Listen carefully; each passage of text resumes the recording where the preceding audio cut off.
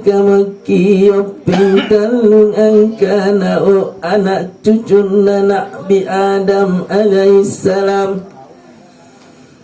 Ikaw ang pilari ilino da ilino ang pilari ko, ikaw ang buno ilino da lino ang buno ko, ikaw ang pasareang ilino da ilino ang pasareang ko.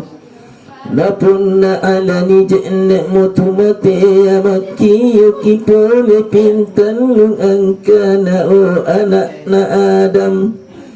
Kerami limanu magasingan nama dodom, kerami babanu pandrita kanaya nama pepa, kerami tuningainu nama bella morikau. Kerami tuningainu nama bella morikau. Qala an-nabi sallallahu alaihi wasallam bisalamat ya Rasulullah. Napun na alani rokok mutumate ya makiyo kipole pintalung angkana o anak cucuna Nabi Adam alaihissalam.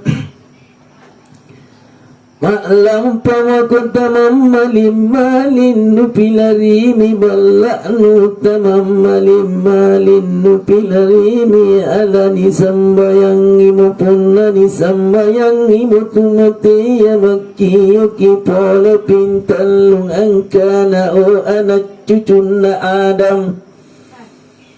Sikun tugau nuboko alu cini inga semisalan napun naniya gau baji numacini tongko salang gau baji napun naniya gau kodi numacini tongko salang kodi.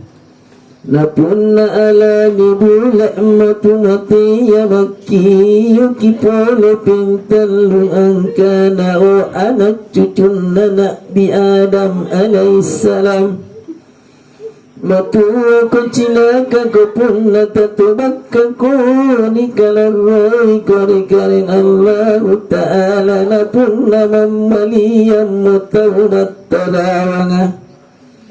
Nakana mo Allah Ta'ala o atangku na pilari mo ko bija-bijan nu asing-asing nu na pilari mo ko kali-kali mo masasang lanrikik na ningamin tunu kabelem-belengang nu jari mo dora karinakena anne Allah inakke mami angka masayangku masaruangang pangamasayangku na pangamasayana anronu manggenu anakmu.